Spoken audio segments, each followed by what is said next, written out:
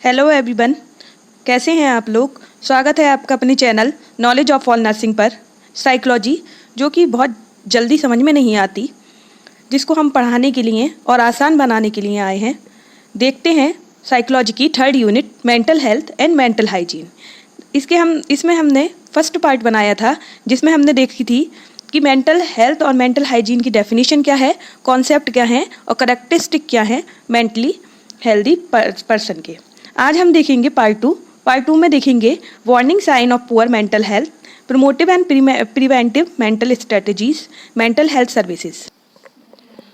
Warning sign of poor mental health. ऐसे कौन कौन से साइन हैं जो बताते हैं कि किसी इंडिविजुअल की मेंटल हेल्थ क्या हो रही है, पुअर हो रही है, किसी इंडिविजुअल को मेंटल डिसऑर्डर हो रहा है। ऐसे साइन हम पता लगाते हैं। हम देखते हैं इन यंग चिल्ड्रन मतलब छोटे बच्चों में हमें क्या साइन दिखाई देंगे। Changes in school performance and poor grades. बच्चों में क्या दिखाई देगा कि वो स्कूल परफॉर्मेंस उनका चेंज होगा और पुअर ग्रेड्स उनके आएंगे, मतलब उनके जो रिजल्ट होगा वो अच्छा नहीं होगा। उनके नंबर कैसे होंगे, पुअर आएंगे, बेकार आएंगे।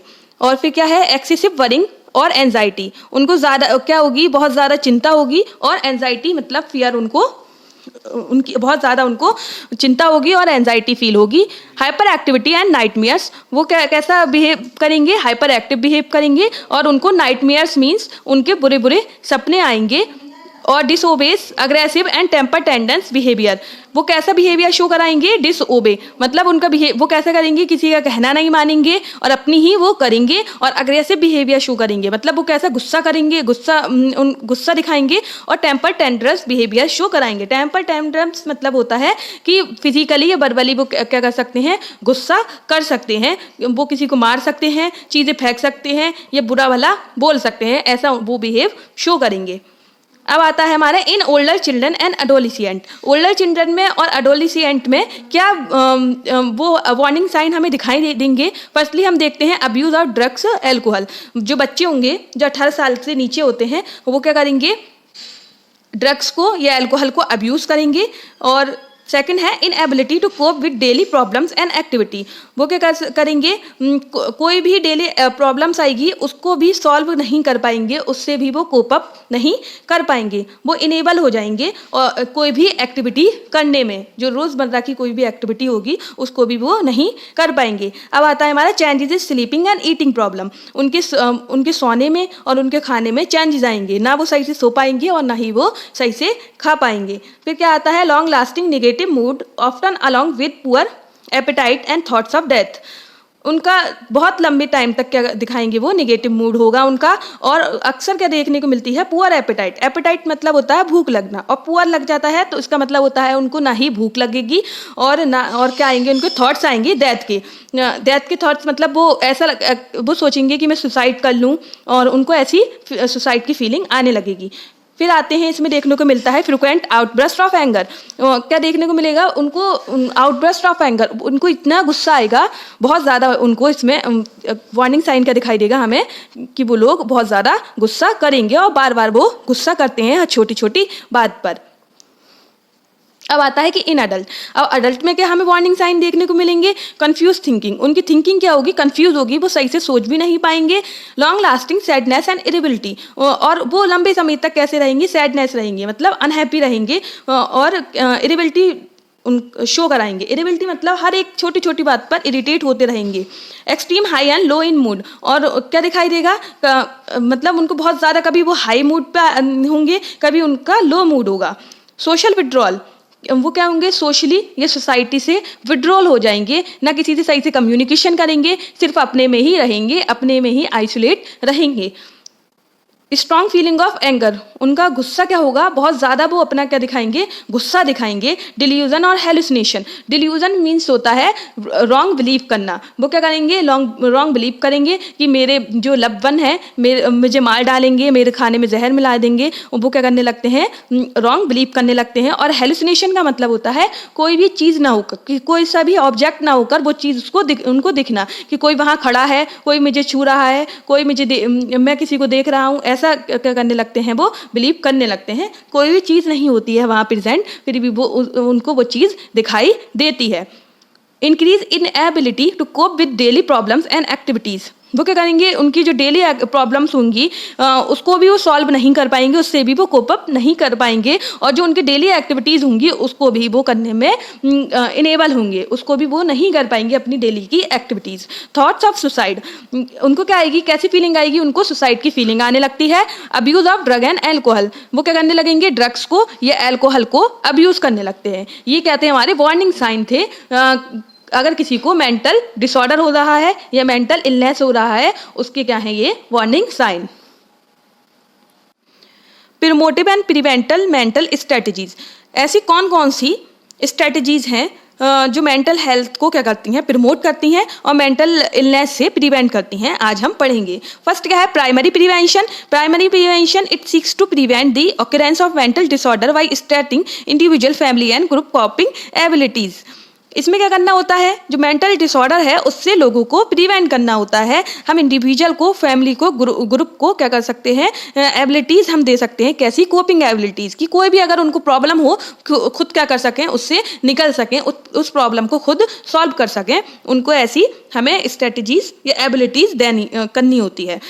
इसमें क्या होता है, इंडिविजुअल को कोई भी मेंटल डिसऑर्डर नहीं होता, पहले से ही हम उसको प्रिवेंट करते हैं कि आगे जाके उसको मेंटल डिसऑर्डर ना हो। Role of nurse in primary prevention, nurse के क्या रोल हैं प्राइमरी प्रिवेंशन में, वो देखेंगे। फर्स्टली क्या है, इंडिविजुअल सेंटर इंटरवेंशन। इसमें क्या करना होता है, पहले हम इंटरवेंशन का मतलब देखते हैं। इंटरवेंशन मीन्स होता है प्लानिंग करना। तो इसमें क्या करना है, इंडिविजुअल को सेंटर में रखकर प्लानिंग की जाती है, इंडिविजुअल के लिए प्लानिंग की जाती है। जैसे हम देखते हैं कि कोई भी प्रेग्नेंट वुमन है तो उसको हम मना करेंगे कि ऐसे ड्रग्स को वो ना ले कि जिससे क्या हो सकता है, उसको साइड इफेक्ट हो सकता है या उसके बेबी को साइड इफेक्ट हो सकता है। हमें क्या करना होता है, उसके बारे में प्रेग्नेंट वुमन को बताना होता है। अगर कोई भी ऐसा हैंडीकैप्ड बच्चा है, मेंटली हो सकता है, फिजिकली हो सकता है, तो उसके पेरेंट्स को क्या करना होता है, नर्स को काउंसलिंग देनी होती है कि वो अपने बच्चे की क्या करें, केयर करें। इसमें क्या करना होता है, हमें इंडिविजुअल को सेंटर करके प्लानिंग करनी होती है। अब क्या है, second, interventions orientation to child in school. Nurse को किसके लिए प्लानिंग करनी है, जो बच्चे स्कूल में पढ़ते हैं, जो स्कूल में बच्चे पढ़ेंगे उनके लिए प्लानिंग करनी होगी। कैसे कर सकते हैं वो प्लानिंग कर सकती है नर्स की, टीचर्स को या पेरेंट्स को क्या दे सकती है, ट्रेनिंग दे सकती है। अगर उनमें कोई भी वार्निंग साइन दिखाई देते हैं, वार्निंग मेंटल इलनेस के वार्निंग साइन दिखाई देते हैं, क्या करे वो, कॉन्टैक्ट करे हॉस्पिटल से, मेंटल हॉस्पिटल से कांटेक्ट करे और उसके लिए बच्चों को रेफर करे। फिर क्या है, family centred interventions to ensure harmonious relationship. Nurse को क्या करना होगा, फैमिली को सेंटर में रखकर इंटरवेंशन करना होगा, देखना होगा कि जो फैमिली है उनका हार्मोनियस रिलेशनशिप कैसा है, कि एक दूसरे के साथ उनका रिलेशनशिप कैसा है। नर्स को इसके लिए प्लानिंग करनी होती है। Intervention orientation to keep family intact. अब नर्स को कैसे किसके लिए इंटरवेंशन करना होता है, कि फैमिली एक दूसरे से कैसे इंटैक्ट है, कि उनका एक दूसरे के साथ कैसा कम्युनिकेशन है, अगर कोई भी प्रॉब्लम आती है तो वो एक साथ कैसे मिलकर सॉल्व करते हैं, नहीं करते हैं, इसके लिए उनको क्या करना होता है, इंटरवेंशन करना होता है। अब क्या करना होगा, intervention for families in crisis. उन फैमिलीज के लिए प्लानिंग करनी होती है जो क्राइसिस में होती हैं। क्राइसिस मतलब जो प्रॉब्लम में होती हैं फैमिलीज, उनके लिए नर्स को प्लानिंग करनी होती है। फिर क्या करना होता है, मेंटल हेल्थ एजुकेशन। अगर कोई भी फैमिली है, अगर कोई भी इंडिविजुअल है तो यह फैमिली को देनी होती है, नर्स को मेंटल हेल्थ एजुकेशन देनी होती है, कि अगर किसी भी फैमिली में किसी इंडिविजुअल को कोई मेंटल डिसऑर्डर की कोई भी वार्निंग साइन दिखाई देते हैं, उनके बारे में उनको बताना होते हैं कि मेंटल डिसऑर्डर के कौन से वार्निंग साइन है और कैसे हम उसको ट्रीट कर सकते हैं, कैसे क्या कॉपिंग एबिलिटीज़ होती हैं, उसके बारे में नर्स को एजुकेट करना होता है। Society centres preventive measure. Society को सेंटर में रखकर प्लानिंग करनी होती है। सोसाइटी का मतलब कि इसमें नर्स को देखना होता है कि सोसाइटी को फिजियोलॉजिकल नीड्स मिल रही है, नहीं मिल रही है। फिजियोलॉजिकल नीड्स का मतलब होता है फूड, वाटर, ये चीज़ मिल रही है या नहीं मिल रही है। अगर कोई भी ऐसा सोसाइटी में ये चीज़ नहीं मिल रही होती है फिजियोलॉजिकल नीड्स, तो क्या हो सकता है, इंडिविजुअल क्या कर सकता है, सोसाइटी का चोरी कर सकता है, क्राइम कर सकता है उसके लिए। तो ये उसको तो नर्स को क्या करना होता है, इस चीज़ को कम करने के लिए, क्राइम और इस चीज़ को कम करने के लिए वो क्या करती है, प्लानिंग करती है सोसाइटी को सेंटर में रखकर। ये थे हमारी प्राइमरी प्रिवेंशन। अब आते हैं सेकेंडरी प्रिवेंशन। सेकेंडरी प्रिवेंशन क्या है, it target people who show early symptoms of mental health disruption but regain premorbid level of functioning through aggressive treatment. इसमें उन लोगों को टारगेट किया जाता है जो अपने अर्ली सिम्टम्स को शो कराते हैं। जो सिम्टम्स मतलब उनके क्या है, क्या होने लगती है, किसी की मेंटल हेल्थ डिस्टर्बन होने लगती है, मतलब क्या होने लगते हैं, लोग मेंटल डिसऑर्डर से सफ़र करने वाले होते हैं और क्या करने लगते हैं, वो अपनी सिम्टम्स दिखाने लगते हैं, जल्दी से जल्दी सिम्टम्स दिखाने लगते हैं। तो उनका क्या करना होता है, नर्स को या डॉक्टर को उसके सिम्टम्स को क्या करना है, आइडेंटिफाई करना है, फिर उनको अग्रेसिव ट्रीटमेंट देना है, मतलब उनको अच्छे से अच्छा और जल्दी से ट्रीटमेंट देना है ताकि वो अपनी पहली वाली पोजीशन में आ जाएं, ताकि उनकी मेंटल हेल्थ क्या है, प्रमोट हो सके। तो इसके लिए पहले जल्दी से जल्दी अर्ली सिम्टम्स को आइडेंटिफाई करना होता है हमारे सेकेंडरी प्रिवेंशन में। अब role of nurse in secondary prevention, nurse के क्या रोल हैं सेकेंडरी प्रिवेंशन में? Early diagnose and case finding, diagnose करनी होती है जल्दी से जल्दी, मतलब आइडेंटिफाई करना होता है सिम्टम्स को, और केस फाइंडिंग करनी होती है। केस फाइंडिंग मतलब मेंटल डिसऑर्डर की केस को फाइंड करना होता है। अर्ली रेफरेंस, नर्स को क्या करना होता है, अगर कोई भी मेंटल डिसऑर्डर से आइडेंटिफाई हुआ है कि इसके मेंटल डिसऑर्डर है, तो उसके लिए उसको क्या करना होता है, रेफरेंस के लिए भेज देते हैं। स्क्रीनिंग प्रोग्राम, नर्स को स्क्रीनिंग प्रोग्राम चलाने होते हैं कि इसमें स्क्रीनिंग प्रोग्राम में मतलब डायग्नोस करना होता है मेंटल डिसऑर्डर को। Training of health personnel, health personnel का मतलब होता है हेल्थ वर्कर, जो काम करते हैं हेल्थ वर्कर, उनको कहा जाता है हेल्थ पर्सनल। उनको ट्रेनिंग दी जाती है कि वार्निंग साइन को जल्दी से पहचाने और उनको ट्रीटमेंट दें। और क्राइसिस इंटरवेंशन, नर्स को क्या करनी होती है, क्राइसिस प्लानिंग करनी होती है क्राइसिस के लिए, कि जो फैमिली क्राइसिस से सफ़र कर रही है उसको क्या कर सकें, सपोर्ट कर सकें। ये थे हमारी सेकेंडरी प्रिवेंशन। अब आता है हमारा tertiary prevention. Tertiary, it targets those who have mental illness and help to reduce the severity, discomfort and disability associated with their illness.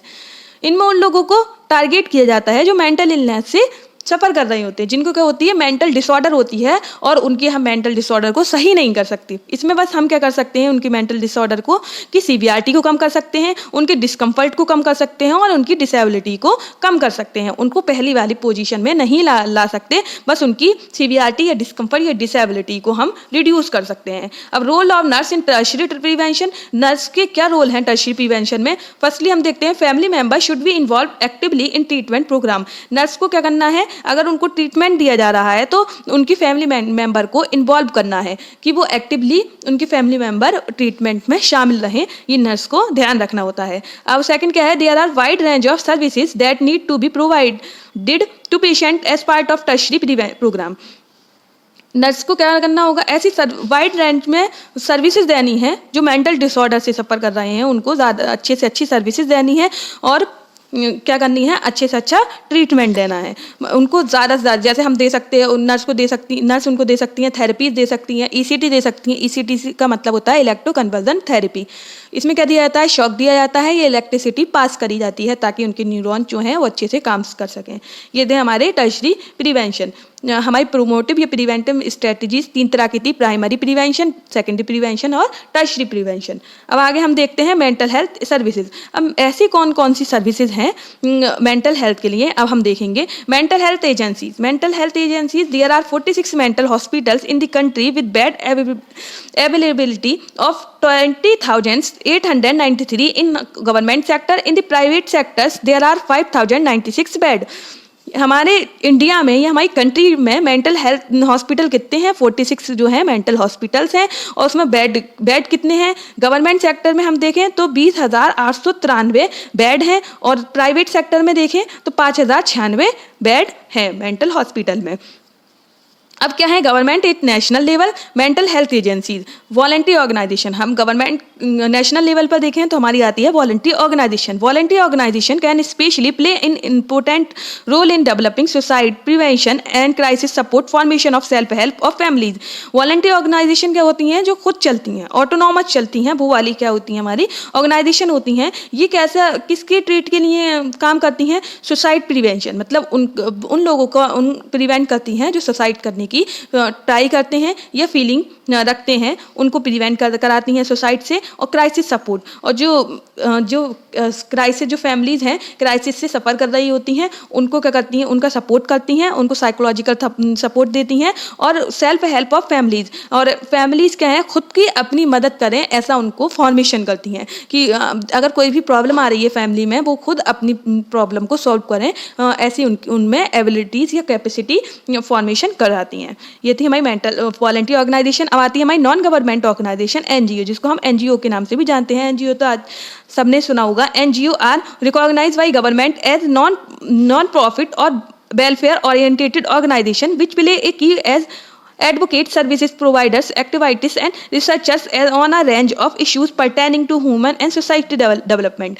NGO क्या होती हैं, ये कैसे हम रिकॉग्नाइज करते हैं कि ये गवर्नमेंट होती हैं और नॉन प्रॉफिट होती हैं। इसमें ये फायदे के लिए नहीं चलती, बस नॉन प्रॉफिट होती हैं, ये सर्विसेज देती हैं पब्लिक को, और वेलफेयर ओरिएंटेड ऑर्गेनाइजेशन होती हैं। वेलफेयर मतलब ऐसी सर्विसेज प्रोवाइड कराती हैं जिससे लोग उसका ले सकें, फ़ायदा ले सकें। और ये क्या रोल निभाती हैं, अगर क्या सी सर्विसेज ये देती हैं, हमारी सर्विसेज प्रोवाइड कराती हैं। अगर ह्यूमन में और सोशल डेवलपमेंट में कोई भी इश्यूज आ रहे हैं, उसके लिए वो रिसर्च करती हैं कि क्या इश्यूज आ रहे हैं और उसके लिए एक्टिविटी करती हैं, उस पर काम करती हैं इश्यूज पर। ये थी हमारी एनजीओ। अब आती है हमारी partial hospital. Partial hospitals also known as partial hospitalisation programme. It is a type of programme use to treat mental illness and substance abuse. Partial hospitals को हम पार्शियल हॉस्पिटलाइजेशन प्रोग्राम के नाम से भी जानते हैं। ये किस तरह का प्रोग्राम होता है, इसमें किस तरह के लोगों को ट्रीट किया जाता है, जो मेंटल इलनेस पेशेंट हैं उनको ट्रीट किया जाता है, और जो सब्सटेंस को अब्यूज करते हैं उनको ट्रीट किया जाता है। पार्शियल हॉस्पिटल में हमारा डे केयर हमारे डे केयर सेंटर्स भी आते हैं, डे हॉस्पिटल्स आते हैं और डे ट्रीटमेंट प्रोग्राम आते हैं। अब आता है हमारा क्वार्टरवे होम्स। क्वार्टरवे होम्स क्या है, it means a residential facility for people who shows as effect of alcohol और drug abuse in further use of alcohol और drugs is preventive and pain cause by withdrawal as relieved. अब हमारे क्वार्टरवे homes क्या होते हैं, ये हमारे hospital campus में ही आते हैं, लेकिन ये हमारे रोज़ाना इसमें क्या सर्विसेज नहीं दी जाती, रूटीनली या सर्विसेज नहीं दी जाती, और जो नर्सिंग स्टाफ होते हैं वो भी रूटीन राउंड नहीं करते और ना ही सर्विसेज देते हैं। इसमें बस पेशेंट क्या करता है, खुद की केयर करता है। ये किस तरह की होती हैं, रेसिडियल फैसिलिटी दी जाती है लोगों को, उन लोगों को फैसिलिटी दी जाती है जो एल्कोहल या ड्रग्स से के इफेक्ट होता है, मतलब जो यूज़ करते हैं एल्कोहल या ड्रग्स अब यूज़ करते हैं उनको ट्रीट किया जाता है इसमें। और जो दोबारा अगर वो सही हो जाए, उसको फिर दोबारा वो क्या करने लगते हैं, अल्कोहल या ड्रग्स यूज़ करने लगते हैं, उनको प्रिवेंट किया जाता है कि वो ना करें। और उनको छुड़ाने के लिए अगर कोई भी छोड़ता है ड्रग्स या उसको अल्कोहल को, तो उसकी वजह से उनको पेन कॉज होता है, तो उसको कम करने के लिए हमारे कौन से होम चलते हैं, क्वार्टरवे होम्स चलते हैं। अब आता है हमारा हाफवे होम। हाफवे होम क्या है, a halfway home is a transitionary residential centre for mentally ill patient who no longer need the full services of hospital but are yet ready for a completely independent living. ये कैसे होता है, halfway home क्या होता है, tertiary residual centre होता है। Tertiary क्या होता है, ट्रांसिशरी क्या होता है, नॉट परमानेंट मतलब टेम्परेरी। इसमें लोग जो पेशेंट होते हैं, जो मेंटली इल पेशेंट होता है, उनको सर्विसेज की ज़रूरत नहीं होती लंबे समय तक, वो ठीक हो जाते हैं, लेकिन वो क्या होते हैं, दूसरों पर डिपेंड होकर रहते हैं। तो उनको इसलिए उनको इस हॉस्पिटल में रखा जाता है कि वो पूरी तरीके से इंडिपेंडेंट लिविंग कर सकें और दूसरों पर डिपेंड ना हो। इसलिए हाफवे होम में मेंटली इल पेशेंट को रखा जाता है। Self help group. Self help group क्या है, self help group are compose of people who are trying to cope with specific problem और life crisis and have improve the emotional health and well being of many people. Self help group किससे compose होता है, जो people हैं वो क्या कर सकें, उनको अगर कोई भी प्रॉब्लम आ रही है तो उससे वो क्या कर सकें, खुद निकलने की कोशिश कर सकें, खुद अपनी प्रॉब्लम को सॉल्व करने की कोशिश कर सकें। इसमें वो लोग आते हैं। और क्या है, अगर उनकी कोई भी लाइफ क्राइसिस है उसको वो सॉल्व कर सकें। और उनके क्या करना होता है, हमें इसमें इमोशनल हेल्थ को इम्प्रूव कराना होता है। और क्या करते हैं, जो इंडिविजुअल हैं उनको ऐसा तैयार किया जाता है, अगर सामने वाले को भी वही प्रॉब्लम है सेम टू सेम, तो वो क्या कर सकें, उनकी प्रॉब्लम को भी वो सॉल्व कर सकें। इसमें क्या दिया जाता है, जैसे ग्रुप थेरेपी। ग्रुप थेरेपी मतलब ऐसे लोगों का ग्रुप बनाया जाता है जिनको सेम प्रॉब्लम होती है, फिर उनको उसके लिए थेरेपी दी जाती है कि वो कैसे कोप अप करें उस प्रॉब्लम से, उस क्राइसिस से कैसे वो निकलें। ये थे हमारे सेल्फ हेल्प ग्रुप। अब आता है हमारे suicide prevention centre. Suicide prevention centre से तो नाम से भी समझ में आता है कि सुसाइड के लिए प्रिवेंट करते हैं, ऐसे सेंटर्स होते हैं। तो इसमें क्या है, there are many suicide prevention centre in India in the voluntary sector during good work and helping those in need. ये कैसे होते हैं? सुसाइड प्रिवेंशन सेंटर इंडिया में बहुत सारे हैं। और ये कैसे होते हैं? वॉलंटरी सेक्टर होते हैं, मतलब ऑटोनॉमस चलते हैं बिना किसी के सपोर्ट के। और ये उस पर वर्क करते हैं जिसको उनकी ज़रूरत होती है। जैसे कोई जो सुसाइड करने की ट्राई करता है या फीलिंग रखता है, तो उनको थेरेपी देकर क्या करा जाता है, उनसे सुसाइड से उनको प्रिवेंट किया जाता है।